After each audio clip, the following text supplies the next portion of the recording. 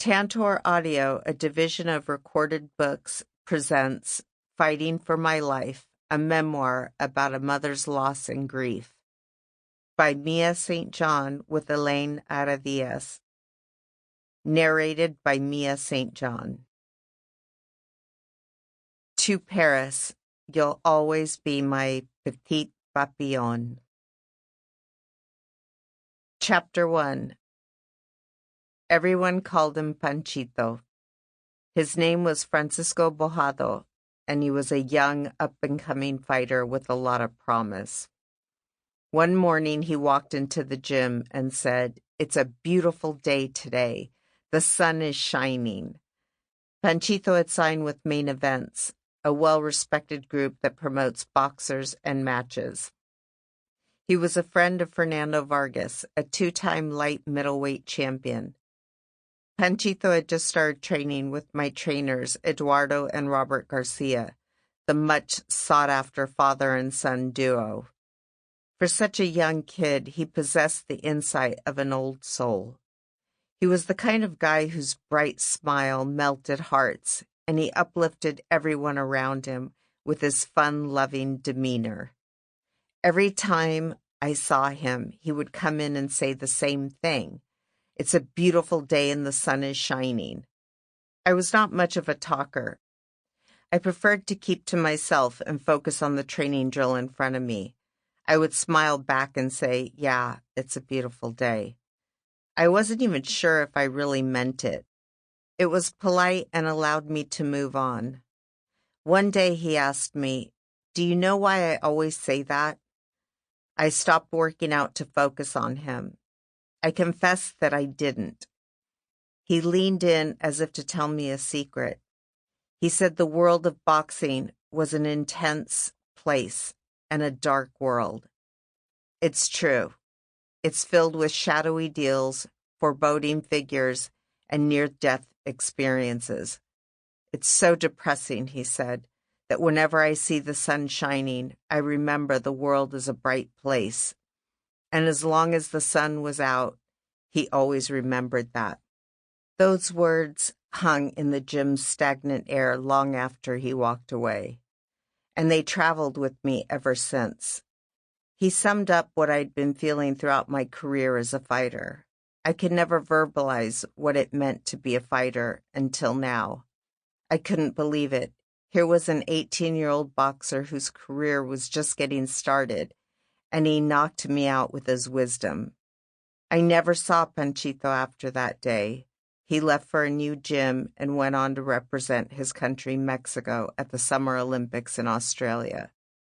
I didn't realize the impact his words would have on me, but it was such a relief to know that there was another person in this world who felt the pain and heartache I felt every day in the ring. It was a feeling that's difficult to explain to a person who has never fought for their life. When I step into that ring, I walk into the darkest part of my soul. And when I leave, the dark cloud follows me. There have been moments when the cloud disappears, like on a beautiful sunny day, or the days I gave birth to my two precious babies, or when I dream about the people I've lost. For those brief periods, I forget my dark world. It's difficult for me to let go of the darkness that I've carried with me for so long. It may be one of the main reasons I turned to the ring, where I could unload the baggage filled with years of pain I endured throughout my childhood. I felt powerful whenever I took a hit, or better yet, when I gave one. Winning was all I ever wanted, and I chased it for a long time. It's the feeling I live for, and something I can't live without. Losing is a completely different animal. When I lose, I come back stronger, and I hit harder, so you won't ever hurt me again. My opponent was a victim of all my dysfunction. My opponent unknowingly paid the price for all of my pain. To know my pain is to learn how I came to be. I can remember the green, red, and white flags flapping in the wind across the top of the bridge that read, Mexico.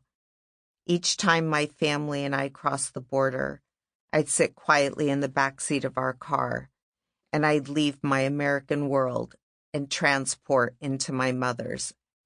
It was hard to believe that a simple bridge connected completely opposite worlds, yet I lived in both. My mother's world began in Juchipila, a small barrio in the state of Zacatecas, where she was born and raised. The word Zacatecas comes from the Nahuatl word sacti, or grass, and Tecato means people, people of the grass. There was no running water and no electricity. Her house was nothing more than a mud hut. I was 2 years old and my sister was 4. Sometimes I could almost feel my mother's heart pound when we would cross the border. Even though she had her papers to legally live in the States, the anxiety was palpable. In order to get to Juchipila, it required a brutal 4-day train ride deep into an unfamiliar and almost untouched part of the country. It was called Barrio de la Cantera. Rosales was the family name that dominated the town. Everyone knew everybody and were probably related. We never went for long weekends. When we'd visit, we'd spend long stretches of time there and settle in. Every morning, my sister and I waited outside for the breadbasket lady, who lumbered down the street with a basket of pan dulce on her head. It was about 6 o'clock in the morning, and the town's colors would begin to twinkle as the sun began to rise. The sweet bread in her basket came in an array of colors, too: pink, coffee, chocolate, and some dotted with vanilla sprinkles. I can still smell the pastries. When we'd reach for our favorite one, unsurprisingly, ants trailed across the top. We didn't care. We brushed them off and ate our sweet bites of heaven. We weren't picky because we never knew when we'd see these treats again. The nearest mercado, or supermarket, required a burro ride into the city, which rarely happened. If we didn't get pan dulce, we devoured delicious guayaba we picked from the trees. Before we ate them, we'd have to pick out the worms nestled inside. Mexico was a hard life, but we never complained. My mother grew up with orange, lime, and lemon trees. She often described the oranges becoming so ripe that they looked gold in the sunlight. She thought it was magic, and so did I. The barrio was filled with obeliscos, romero flowers, and a guayacan tree that bloomed with bright yellow flowers that smelled like summer. The plant would climb across the trees like a winding rope. My mother would swing from them and imagine she was in a jungle only found in fairy tales. It was during these moments that she admitted she felt incredibly alone, wondering if there was more beyond her barrio. My sister and I would play in the sugarcane fields while the women walked to the nearby river to wash the clothes and dishes. Everything was lush and green in Juchipila. The days were beautiful, and the nights were unforgettable. In the neighboring city, there were carnivals blanketed with countless strings of lights, but in the barrio, there were bonfires. The fire would get so high, I was sure the flames could touch the stars. We'd laugh and dance while drinking our Cokes, as the grown-ups sat around drinking their beer and wine. Once when we were visiting, I walked into a store and heard Neil Diamond's Cracklin' Rosie in Spanish.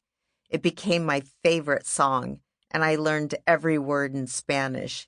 It would be many years later that I'd finally learn that Neil Diamond wasn't Mexican and that he was Jewish. For the longest time, I didn't know much about other religions beyond Catholicism. Everyone I knew was Catholic. As children, we were taught to fear God, and the churches used to scare my sister. Whenever you walked inside, you're confronted with a looming statue of Jesus nailed to the cross, fake blood dripping from his crown of thorns, and anguish washed across his face. I'm surprised it lures anyone to church, but it had such an impact on my sister that she refuses to go near them to this day. My sister was the older, wiser one. She always questioned the world, our society, and its rules. How do we even know there is a God? She would ask. I think she was born an atheist. Before my sister and I were born, my mother, Maria Elena Socorro Rosales, grew up in Juchipila. She was the oldest of her siblings. Her mother left for Mexicali, which was closer to the border, so she could make more money to send home. Once my mother's siblings were old enough to take care of themselves, she left to join her mother. She had a desire to find out if there was indeed a bigger world. My father, who lived in San Diego, would drive 2 hours to visit my mother's restaurant. He was more than 6 feet tall and appeared larger than life. He'd walk through the door like an extra from a John Wayne movie. He'd saunter to his favorite table with all eyes on him, including my mother's. He'd order a plate of huevos rancheros, a popular style of scrambled eggs with salsa, and chat with my mom. I don't know much about my father's family history, but this is what I do know. He was born in Washington, D.C., to Gerald and Noelle Richardson. My grandfather, who I never knew, supposedly left his family when my father was very young. My grandmother, who I'd met only a few times, relinquished custody of her 3 children. The kids were separated and sent to Catholic orphanages, which my father continually ran away from and eventually escaped. By the time he was 9 years old, he had already learned to fend for himself. I heard stories that he began drinking before he was 10 and often got into trouble. At the age of 16, he joined the U.S. Navy. I wasn't very close to him, and since he was gone the majority of my life, I never learned much about him. When my father visited my mother, she would practice her English with him, and she eventually asked him out. My mother was a feminist before anyone knew what it meant. She just knew what she wanted and went for it. 8 months later, against my grandmother's wishes, they were married in secret. My grandmother, a wise Indian woman, could see what my mother couldn't. She knew the pain and heartache that man would inevitably cause her daughter. A year later, my mother moved to the United States with my father. My mother had never stepped on American soil before. She was in awe as she embarked on her new adventure. The country was so clean and modern. She discovered hamburgers and French fries, the ultimate American meal. It was the 60s in Southern California, and everything buzzed with electricity, like someone had plugged in the city and turned on the neon lights. There were towering buildings everywhere, and everyone who walked among them was dressed to impress with their press suits and golden baubles draped around their neck and wrist. She was a fairy princess who married her Prince Charming and was swept away to an electric wonderland. Before she got married, she was a poor, uneducated Mexican woman who couldn't speak English. But as reality began to slowly set in, she realized her prince wasn't much better off. He was poor and working as an airline mechanic, but he was going to college where he studied engineering. My parents planted themselves in Palo Alto, California, just outside the city of San Francisco. My sister was born in 1965, and they named her Leslie Marie. My sister was born with light skin and light brown hair, just like our father. She looked nothing like our mother, whose prominent Aztec features meant toasted dark skin and jet black hair. My sister not only resembled my father, but also inherited his personality and characteristics. She got his horrible eyesight, his introverted nature, but also his smarts. My sister and father had this incredible natural intelligence that never ceased to amaze me. But unlike my father, she's insightful, compassionate, and tolerant. She's also kind and rarely passes judgment on anyone. She possessed strength and could be very opinionated, which resulted in her and my father often butting heads. There were times they could debate for hours. I never chimed in because I never had any interest in what they were discussing. Plus, I never had enough knowledge on the subjects they discussed. Less than 2 years later, in 1967, I was born at San Mateo County Hospital, and they named me Maria Elena. Unlike my sister, I was born with dark skin and jet black hair, just like my mother. She used to call me her little negrita, which in Spanish is a cariño or loving term. But it just made me self-conscious. I had large lips and a big nose to go with it. I was without a doubt my mother's daughter, and our personalities definitely matched too. I was very temperamental and fiercely independent. I always wanted to do things on my own without help from anyone. This particular trait drove my father crazy. I wasn't as naturally intelligent as my sister. Throughout school, I struggled to make C's and D's. No one ever taught me how to study, but luckily, like my sister, I loved to read. The problem was that I could never retain information for long. My sister, on the other hand, could recite the Declaration of Independence if she had to. We were constantly on the move. I was a shy kid who stayed close to my sister. After my father graduated from college, we moved wherever his job took us. Paradise didn't last long for my mother. She had 2 children and still no money. Her husband would patronize the bars every night after work. There were numerous occasions that my mother dragged me along as she stormed into the go-go bars, searching for my drunken father. She told me life was never as idyllic as she thought it was in the beginning. She says she didn't want to see it. She'd always dreamed of coming to America and living amongst the rich. She wanted the American dream that she had heard so much about. Living with an alcoholic in an apartment with barely enough money for food was not the dream she wanted. My mother, however, had her own way of dealing with her situation. She was a compulsive cleaner. As a child, I have very few memories of my mother. They mostly consist of images of her with her hair tied back, cleaning every nook and cranny of our shoebox apartment, and the smell of pine sol permeating the air. I guess it was her way of forgetting her miserable life. As much as I loved my mother, she had her faults. Being from another country and unable to speak the language was especially difficult for her. Cleaning was her way of not having to interact with her children, of not having to interact with anything. In the frontera, on the farms, kids were simply a product of life. There wasn't anyone around to speak to women about birth control or family planning. Once children were born, as soon as they could walk, they helped their parents on the farms and in the fields. Children became workers.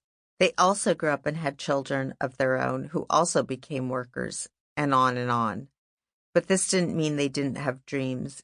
Even in America, my mother wasn't any different from the women raised in the barrio.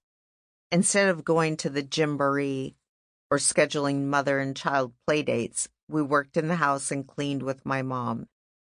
But we were not your typical Mexican children. We were not grateful just to have food on the table or accept our place in life as workers.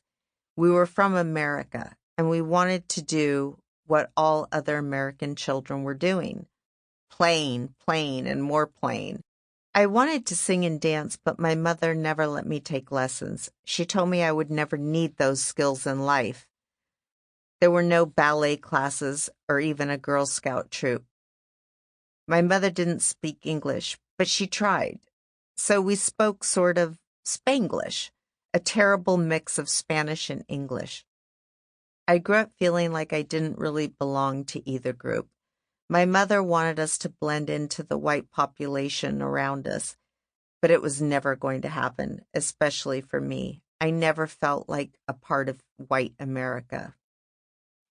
The girls around me had names like Jenny and Melanie, with their blonde ponytails bopping to their favorite hits on the radio. I grew more isolated. In fact, I felt like an outcast. Meanwhile, I never fully felt Mexican either, because I couldn't fluently speak the language. The barrier prevented me from fully connecting with my own mother. If you and your mother don't speak the same language, how can you communicate on a deeper level? I connected with her spiritually and emotionally, but I could never fully express myself. And she couldn't either. There was always a gap between us whenever we tried to meet each other in the middle. We viewed the world through different lenses. I resented her for not making me a part of her world, leaving me in a world where I couldn't relate to anyone. Most of the places we lived while growing up were in white middle America, where Mexicans stayed with Mexicans and whites stayed with whites.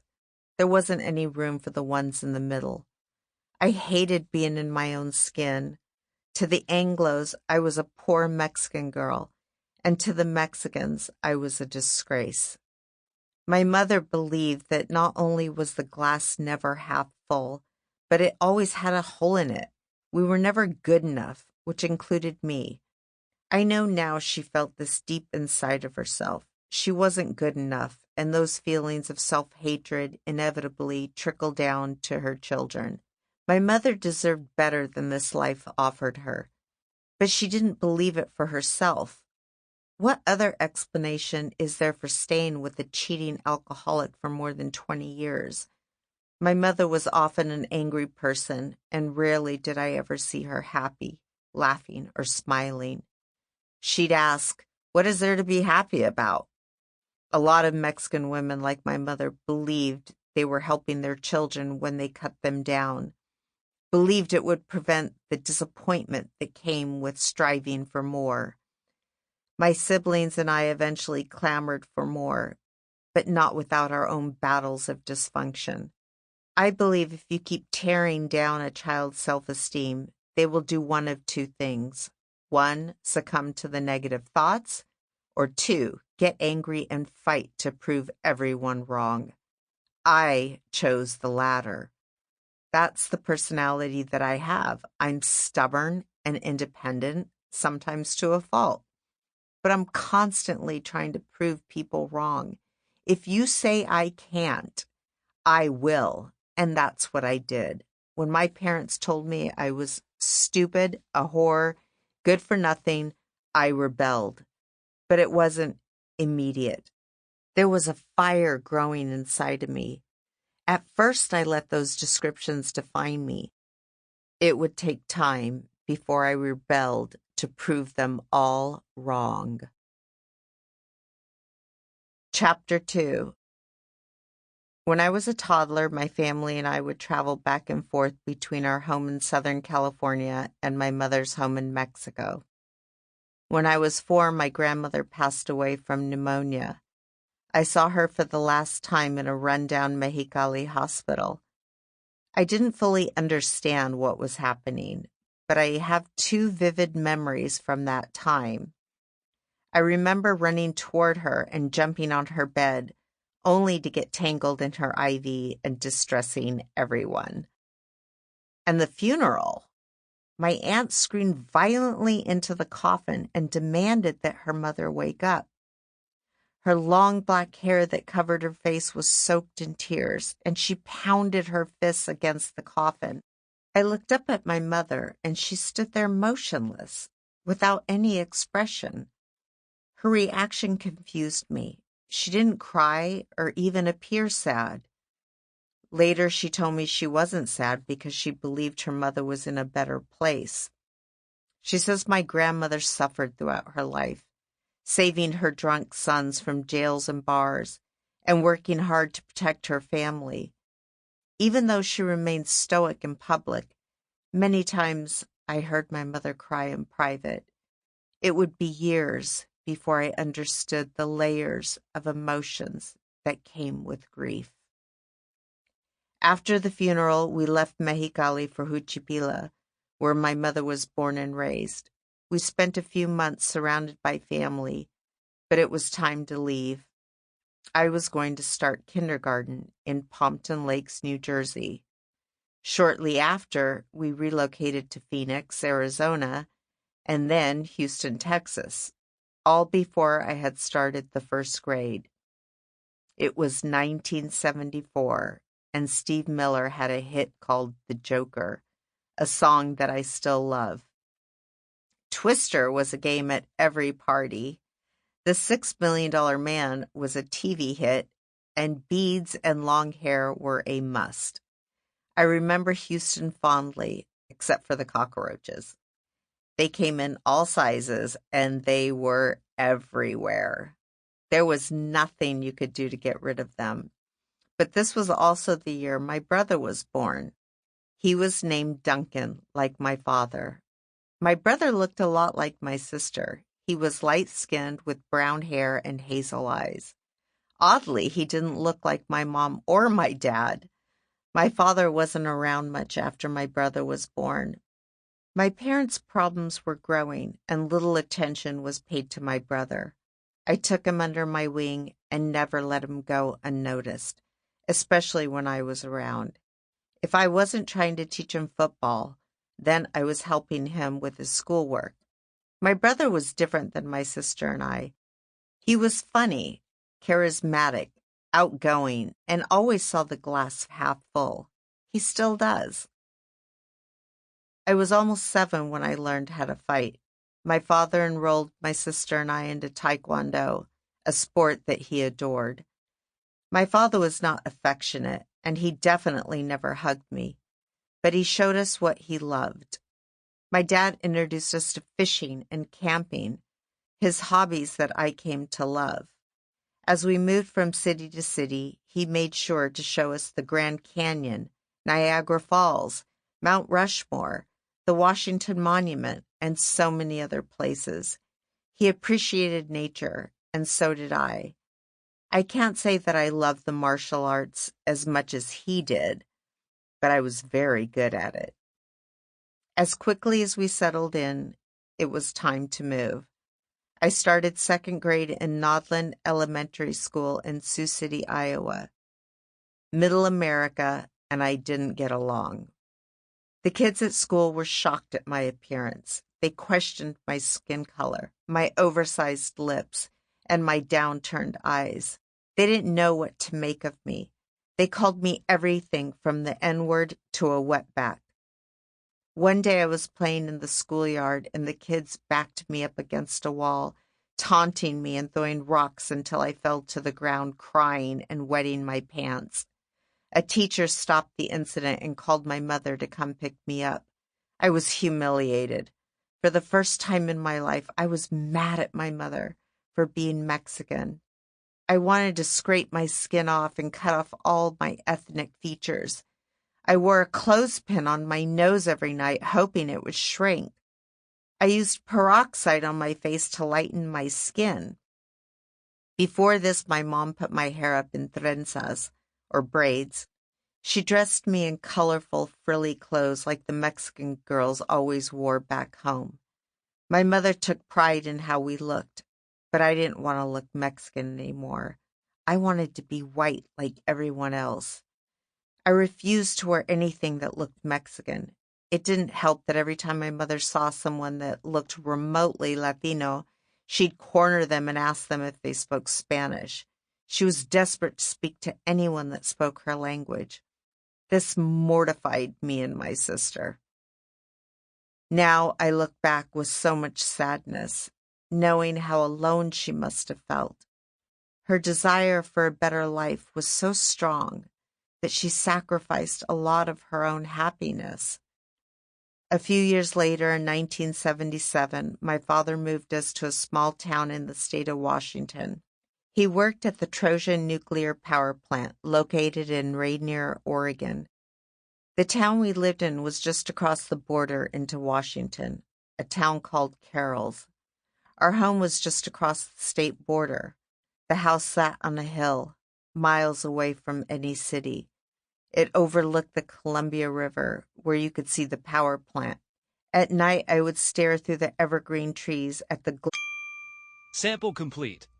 Ready to continue?